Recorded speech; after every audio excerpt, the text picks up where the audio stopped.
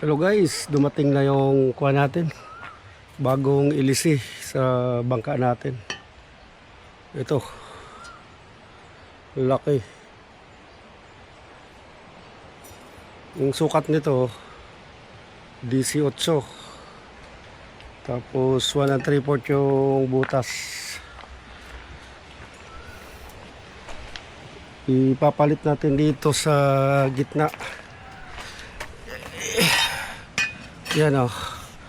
Yan ang present setup. Ilapit ko. Bali yung pinakagitna, papalitan natin ng itong malaki at magpapalit kami ng dadagdag kami ng makina. Imbis na dalawang 28 horsepower tapos isang 12 horsepower, tatanggalin namin yung 12 horsepower na kwan na makina, papalitan namin ng 4DR5. Siyempre kung 4DR5 kailangan natin ng malaking ilisi.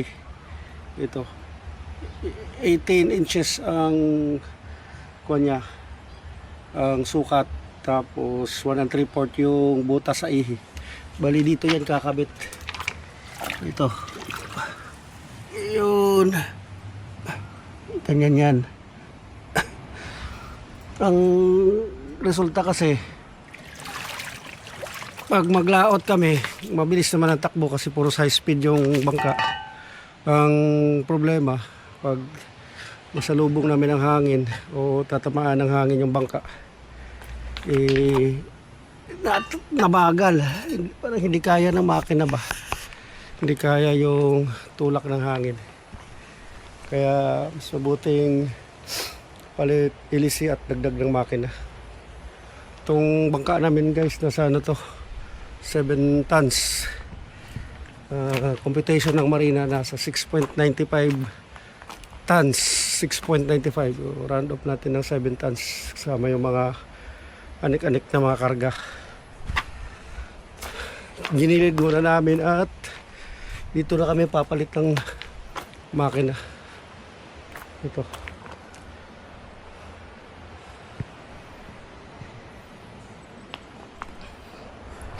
Tamang-tama baka sa mga June, first week of June, makalaot na kami ulit.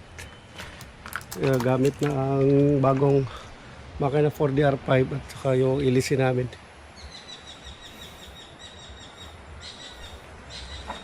So yung 4DR5 namin, nabili namin sa Manila, tapos pinalalamove na lang dito sa Real.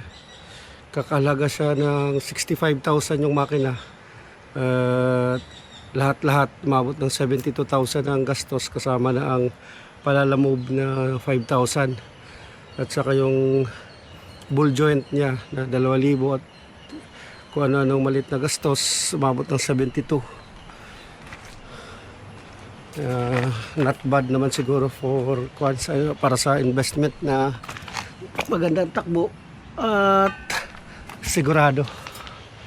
Sige guys, update namin kayo guys kung makabit na itong bagong ilisi na may kasamang 4DR5.